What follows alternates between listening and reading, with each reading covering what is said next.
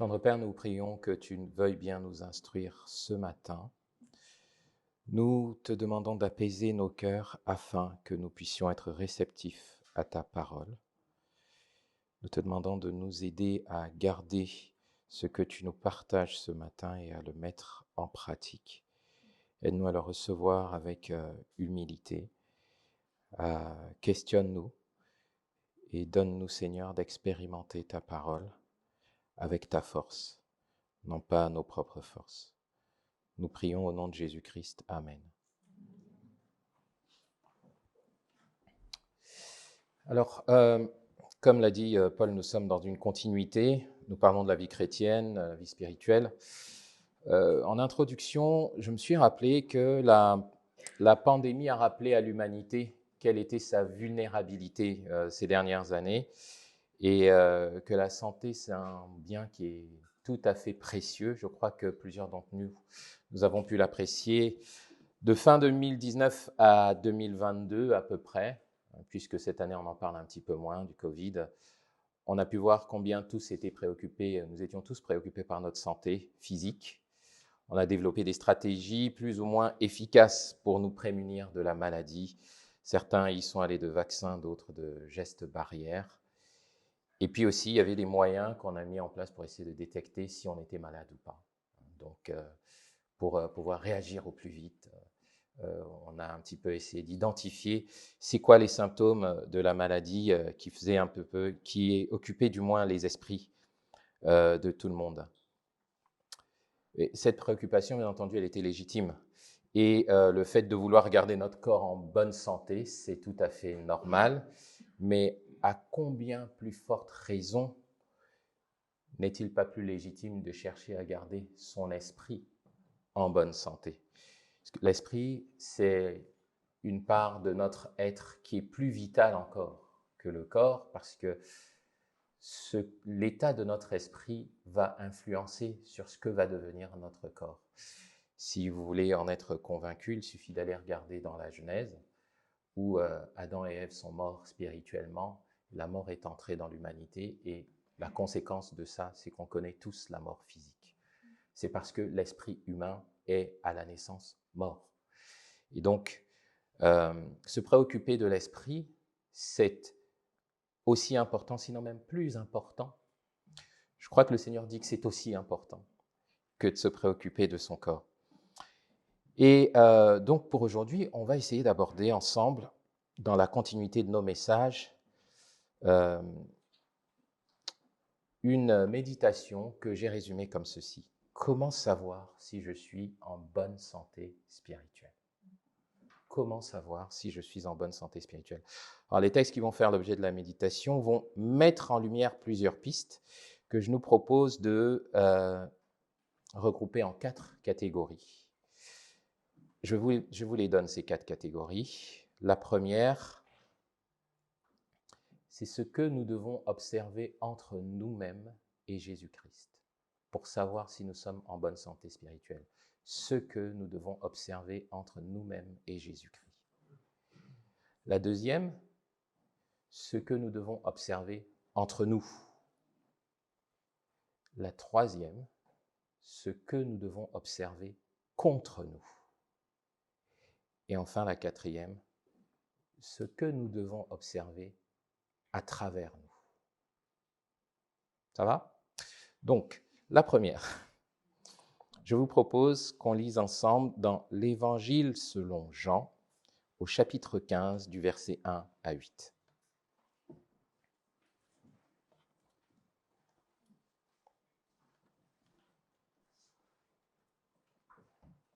Évangile selon Jean, chapitre 15, versets 1 à 8.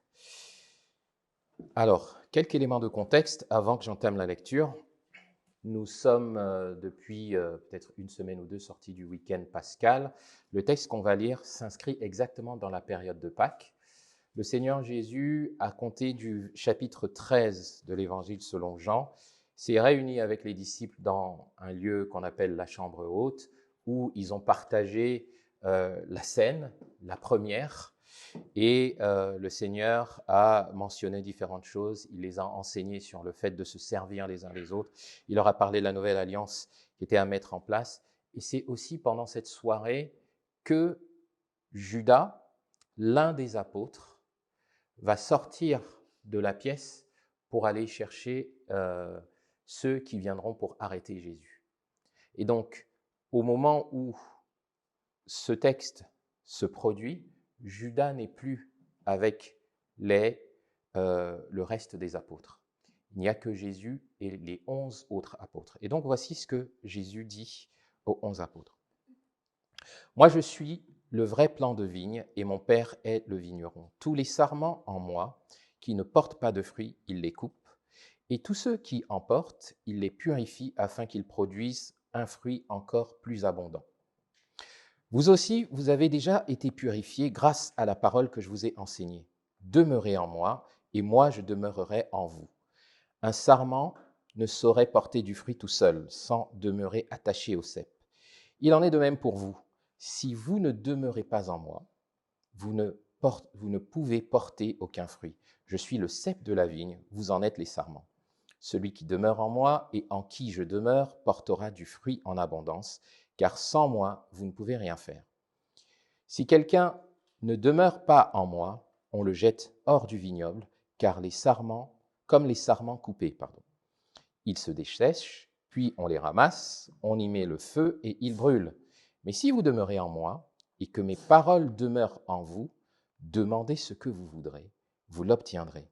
Si vous produisez du fruit en abondance et que vous prouvez ainsi que vous êtes vraiment mes disciples, mon Père sera glorifié aux yeux de tous. » C'est la première partie du texte.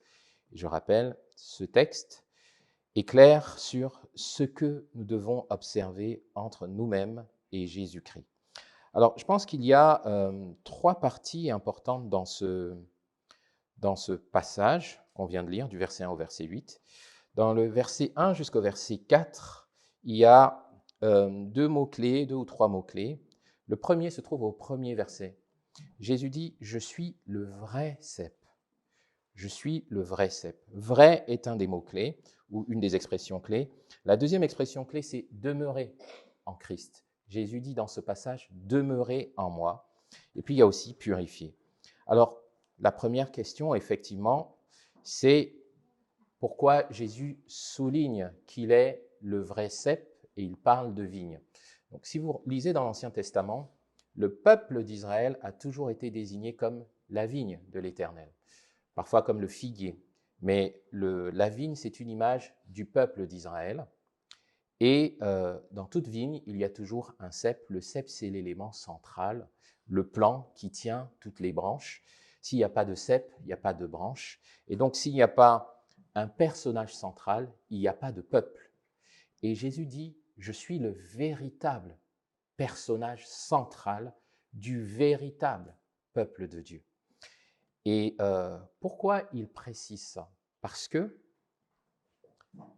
la tendance déjà du temps du Messie, c'est que les gens cherchaient un autre Messie que Jésus. C'est d'ailleurs pour ça que Judas ne se trouve pas avec eux. Judas, lui, a passé du temps avec le Messie et les autres apôtres, mais manifestement, ce Messie-là ne lui suffisait pas. Ce n'est pas ce Messie-là que Judas attendait. C'est sans doute pour ça aussi qu'il est allé le trahir. Certainement, il était attiré par l'argent. La Bible dit que Judas était un apôtre qui était voleur. Il puisait dans la caisse. C'était lui le trésorier. Il puisait dans la caisse. Il faisait mine de s'intéresser aux gens, mais pas vraiment. Et en fait, ça veut simplement dire qu'il était hypocrite. Il n'était pas convaincu du message d'évangile apporté par Jésus, comme les autres apôtres. Il cherchait probablement, lui, un autre Messie, un faux cep.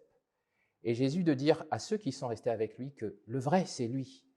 C'est à lui qu'il faut s'attacher. Il est le vrai cep, il est le fondement du vrai peuple de Dieu, du vrai Israël. Et donc, c'est à lui qu'il faut s'attacher. C'est pour ça qu'il dit « Demeurez en moi, attachez-vous à moi ». Et ce que Jésus est en train de mettre en lumière ici, c'est qu'il y avait parmi ses apôtres 2 types d'attachement. Un faux attachement, celui de Judas, et un vrai attachement, celui des autres apôtres.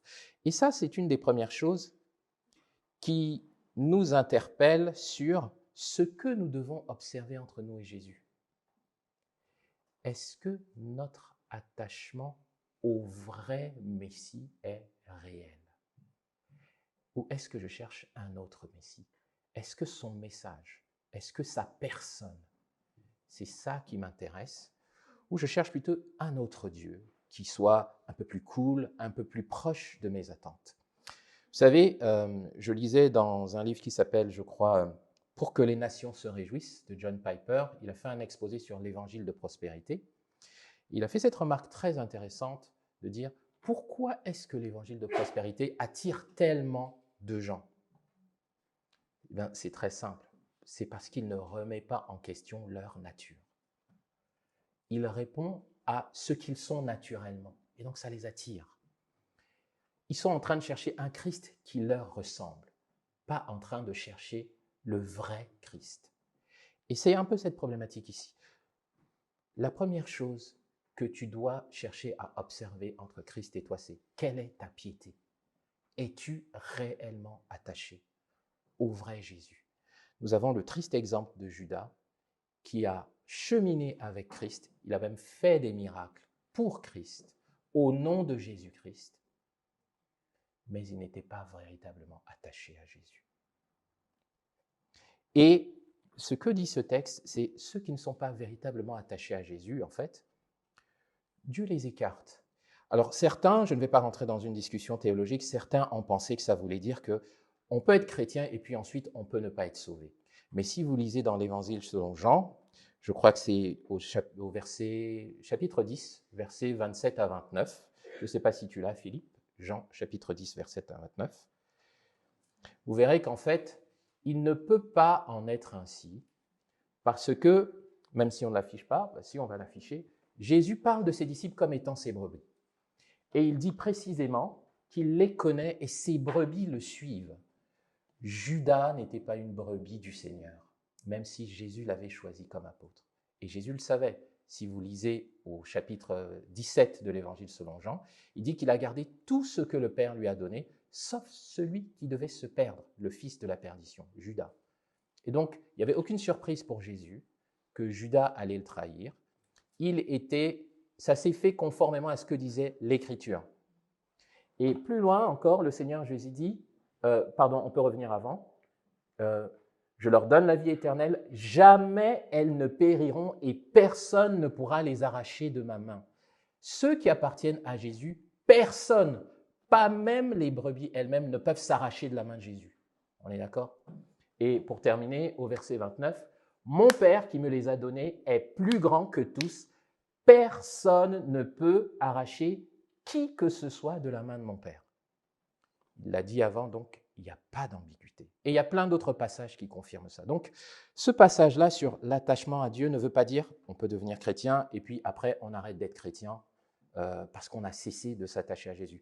Ce n'est pas le point ici. Ici, il a juste mentionné qu'il y a des faux chrétiens et il y a des vrais chrétiens. Donc la première chose sur ta santé spirituelle, c'est es-tu vraiment en vie spirituellement? Si tu es en vie spirituellement, tu devrais être attaché pour de vrai à Jésus.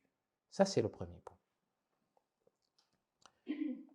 Alors ensuite, lorsqu'on lit du verset 4 au verset 5, un mot-clé qui est intéressant, c'est « produire du fruit ». Le Seigneur Jésus dit il dit deux choses, en fait, dans la suite du passage. Il dit qu'on dépend de lui pour produire du fruit. C'est ce qui est dit dans un verset où il dit « Sans moi, vous ne pouvez rien faire ». Autrement dit, si vous êtes attaché à moi, vous allez produire du fruit en abondance. Si vous n'êtes pas attaché à moi, vous n'allez produire aucun fruit. Aucun. Et ça, c'est très intéressant parce que on a beau faire des choses qui peuvent être spectaculaires, mais s'il n'y a pas de véritable relation avec Dieu, pour Dieu, c'est aucun fruit. Pour Judas, c'est aucun fruit, malgré tous les miracles qu'il a fait au nom de Jésus. Ça peut nous interpeller, ça. Mais alors, ici, donc, de quoi il est question? Premièrement, il s'agissait de notre piété, l'attachement. Ici, il est question de notre fécondité. On parle de fruits. Le fruit, c'est un résultat, c'est du moins ce qui matérialise la fécondité d'un arbre. C'est très intéressant que cette image-là, on puisse la rapprocher aussi de la santé spirituelle. Si on va au psaume 1, je ne sais pas si tu l'as, Philippe, psaume 1, c'est très intéressant.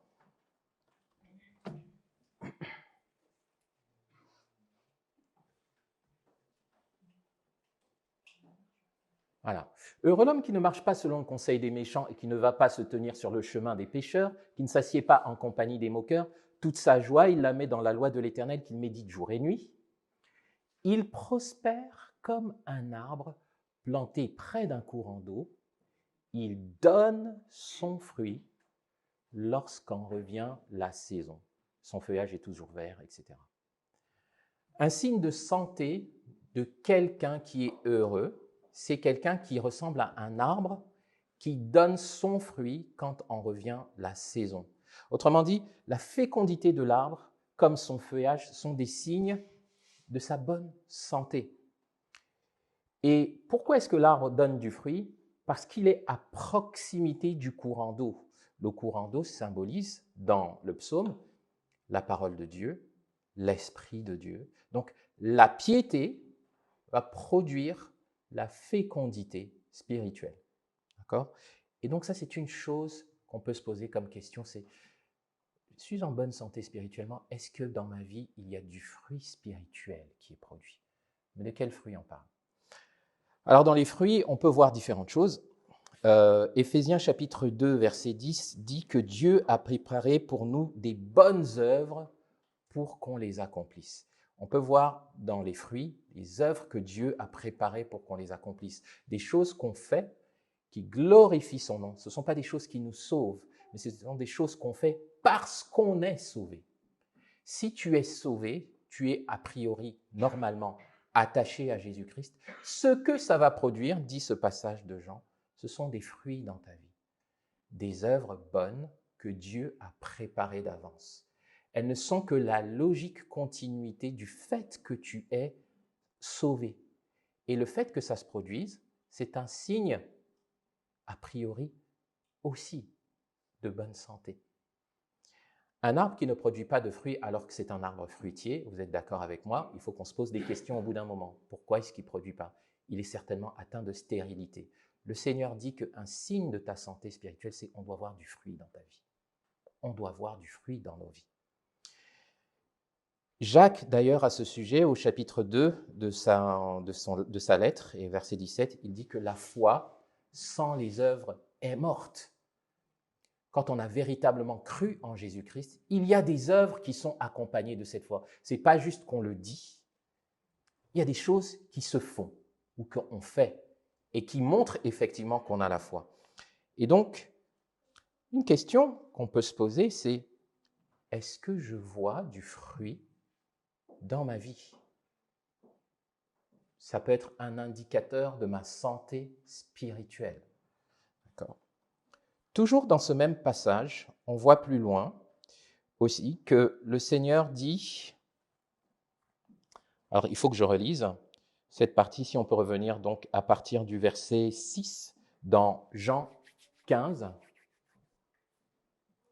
Voilà.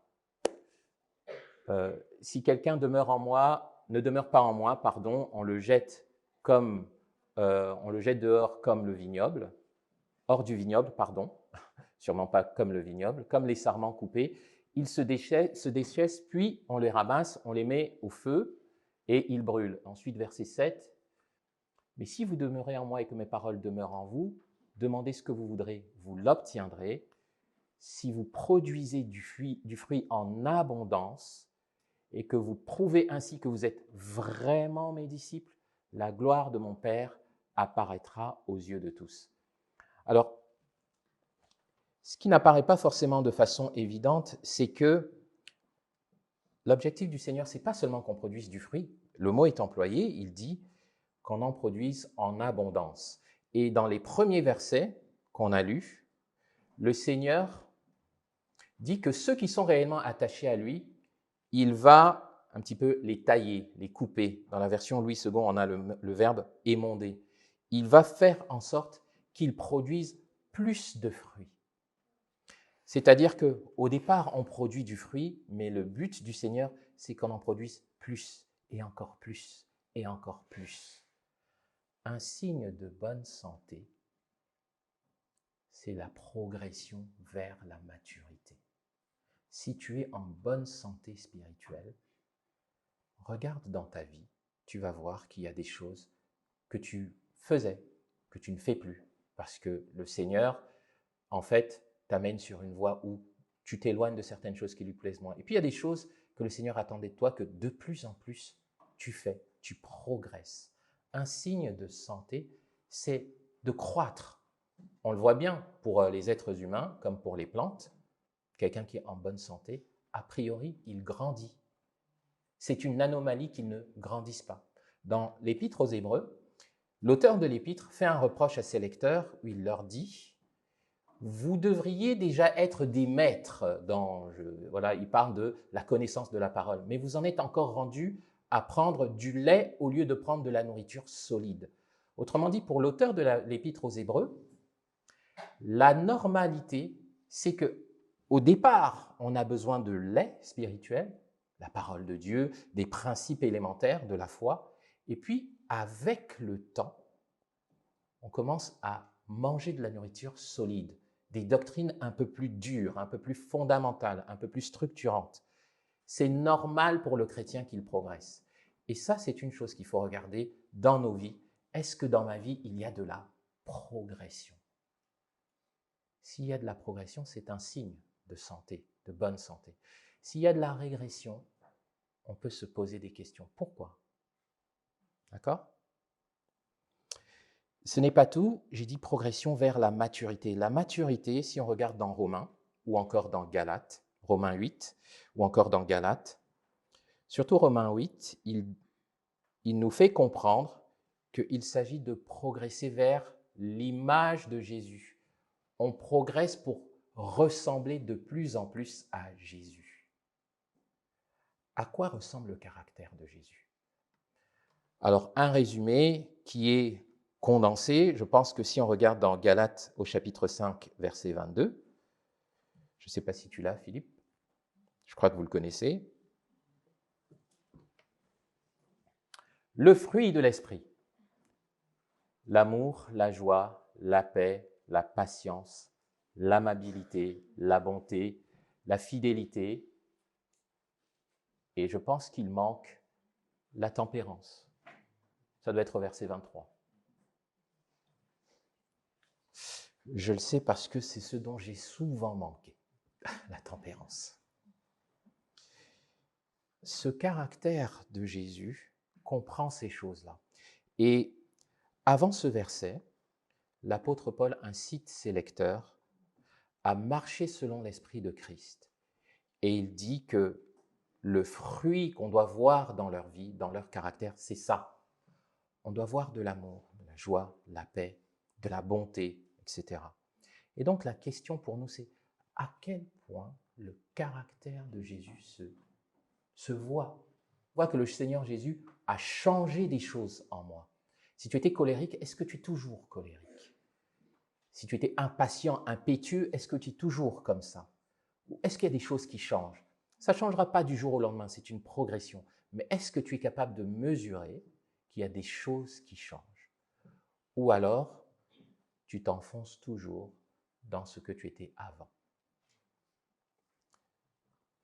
Donc, voici quelques pistes sur qu'est-ce que je peux regarder pour déterminer si je suis en bonne santé ou pas.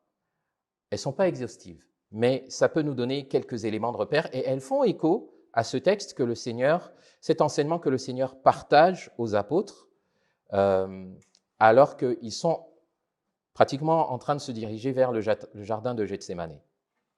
On va lire la suite maintenant du texte de l'Évangile selon Jean, au chapitre 15, donc de verset 9 au verset 17.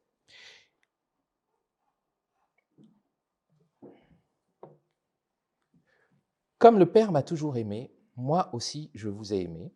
Maintenez-vous donc dans mon amour. Si vous obéissez à mes commandements, vous demeurerez dans mon amour.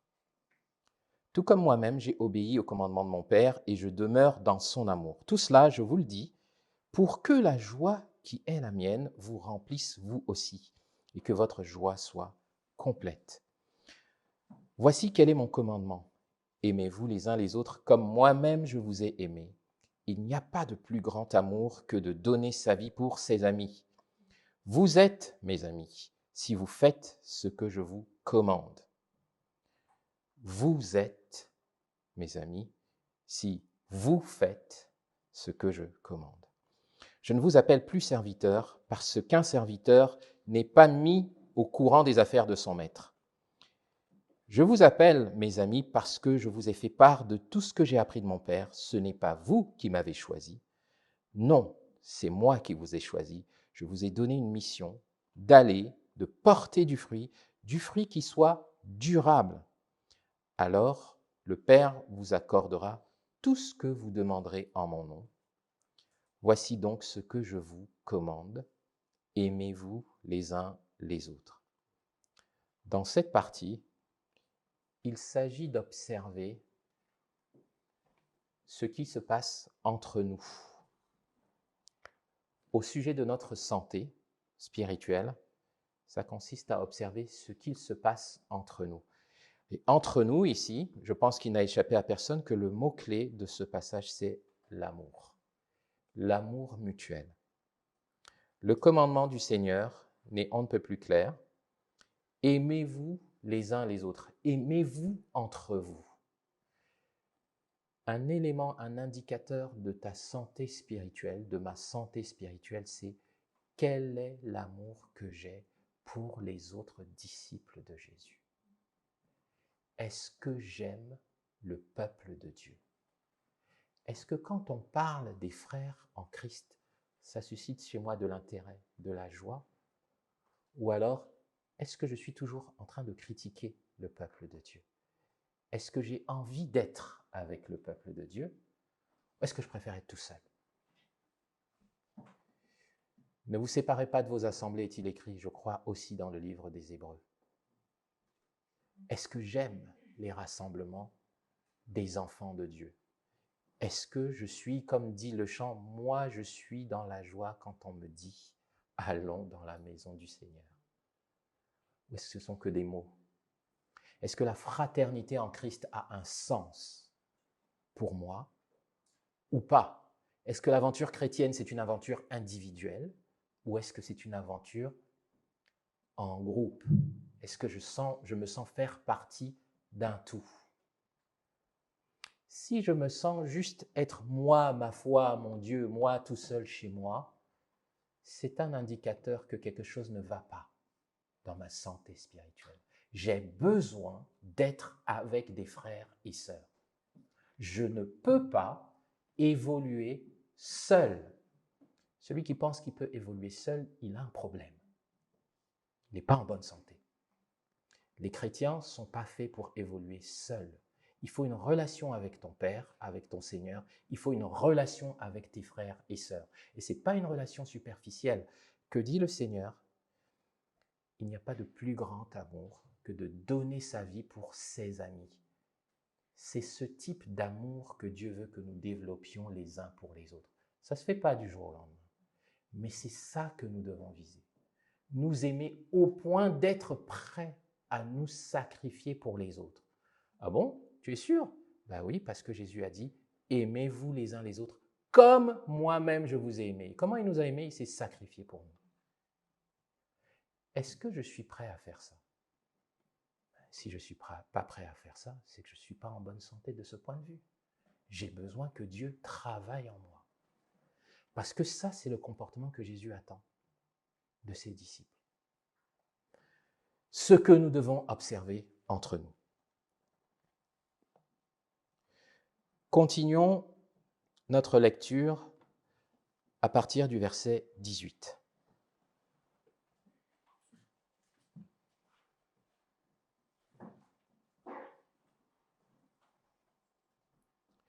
Si le monde a de la haine pour vous, sachez qu'il m'a haï avant vous.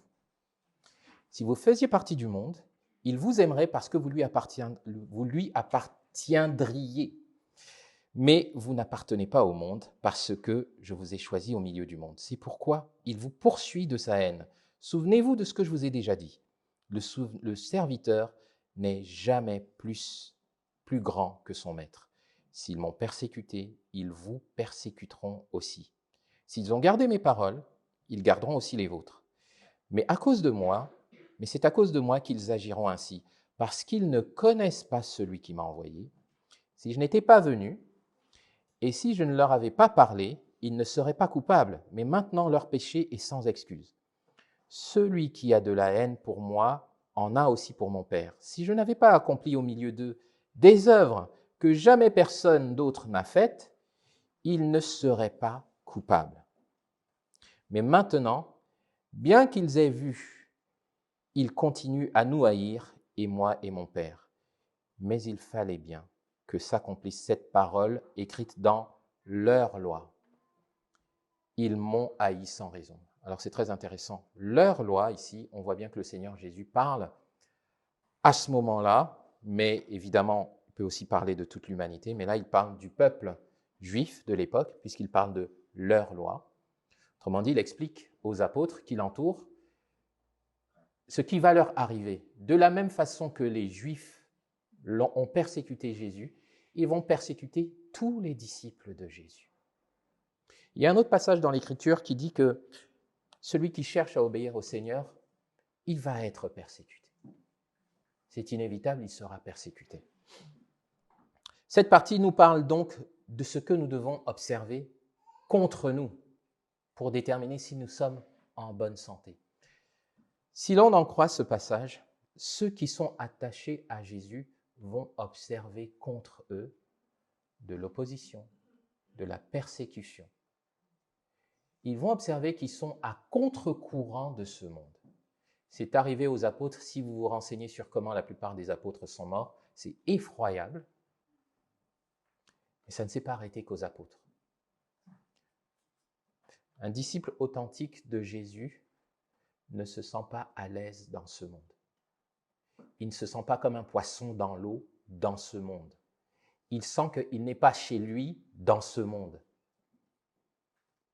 À la maison, ce n'est pas dans ce monde pour un disciple de Jésus.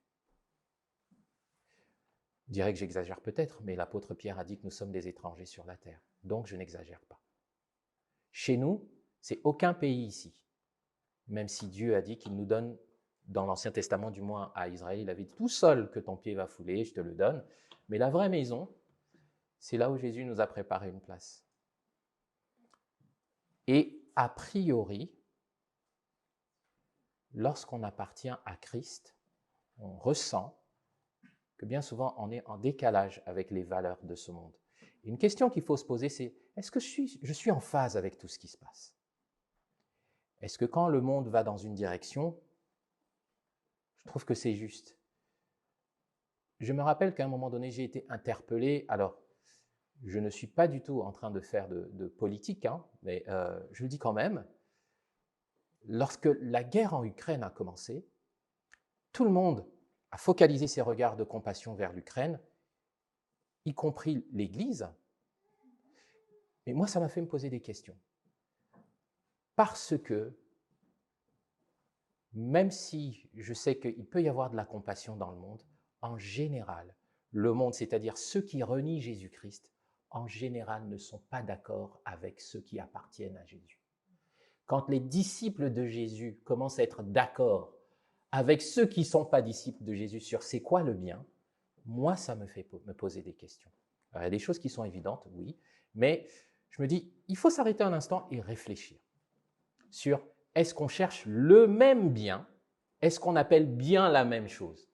Parce que Jésus dit que de la même manière que le monde l'a persécuté alors qu'il voulait le bien de ce monde, ils vont le faire avec les disciples. Il y a tout ce qui m'indique que sur certaines questions fondamentales, les disciples de Jésus vont souvent être en désaccord avec ce qui se passe dans le monde. Ça ne veut pas dire tout le temps, mais la tendance, c'est qu'on ne voit pas les choses tout à fait pareilles. On ne va pas appeler bien forcément la même chose. Et d'ailleurs, l'Écriture le dit que de nos jours, enfin dans les temps derniers, donc de nos jours, les gens vont appeler bien mal et le mal bien. Donc la question est, est-ce que j'ai les mêmes valeurs que ce monde ou alors je me sens parfois frustré? Si je me sens frustré par le monde, si je sens que parfois on dirait que les gens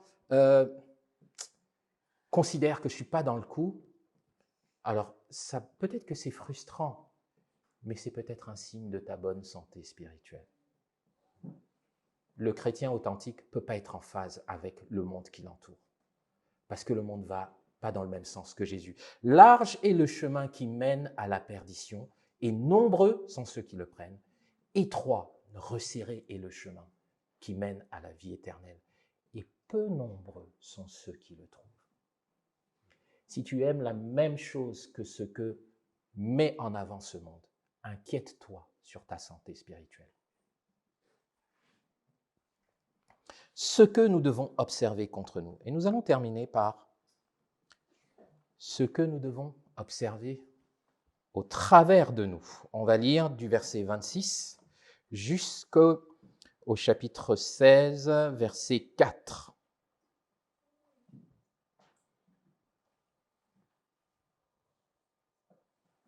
Quand le défenseur en justice sera venu, celui que je vous enverrai d'auprès du Père, l'Esprit de vérité qui vient du Père, il rendra lui-même témoignage de moi. Et vous, à votre tour, vous serez mes témoins, parce que depuis le commencement, vous avez été à mes côtés.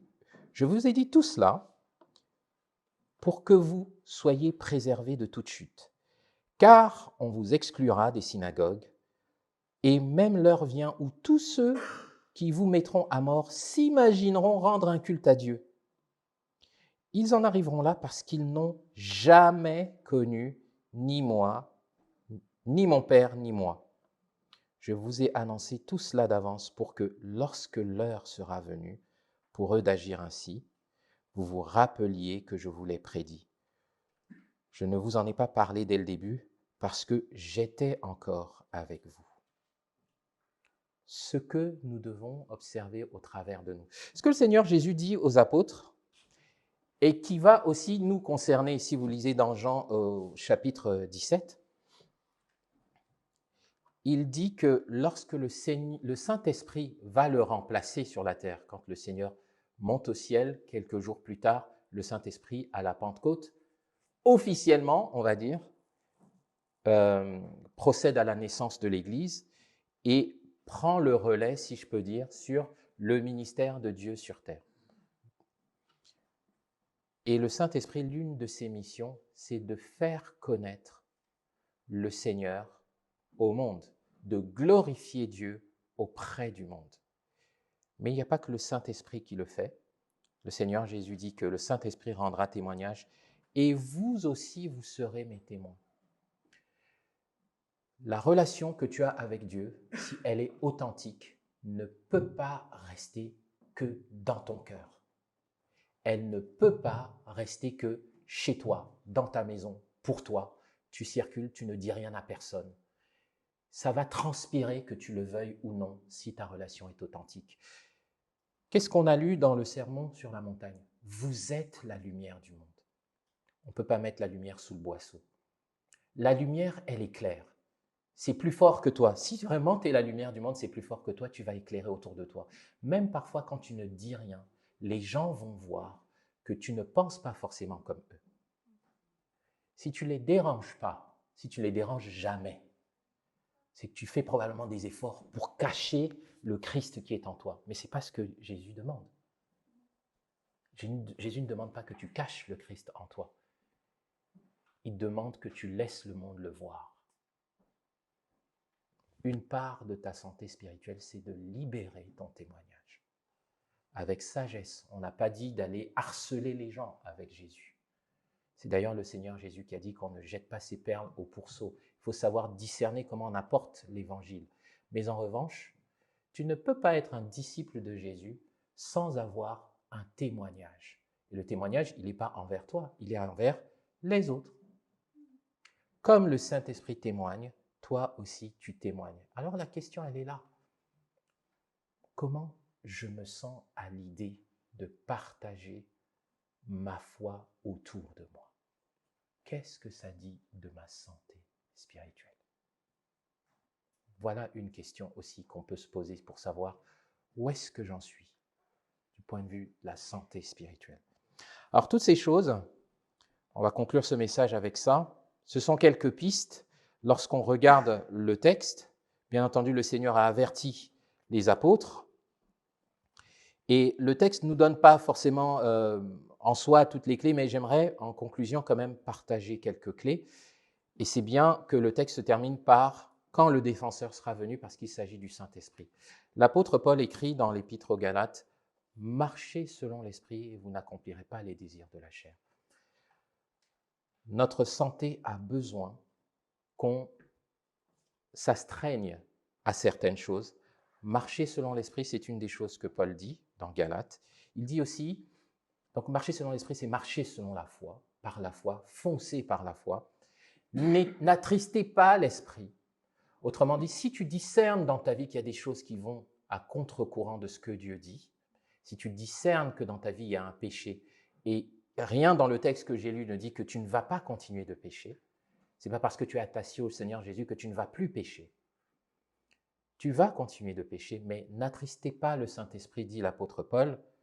Ça veut dire, aie un esprit, une vie de repentance. Si tu découvres que dans ta vie il y a un péché, ta conscience va être souillée et tu dois marcher avec une conscience pure. Donc, repens-toi pour te relever et marcher.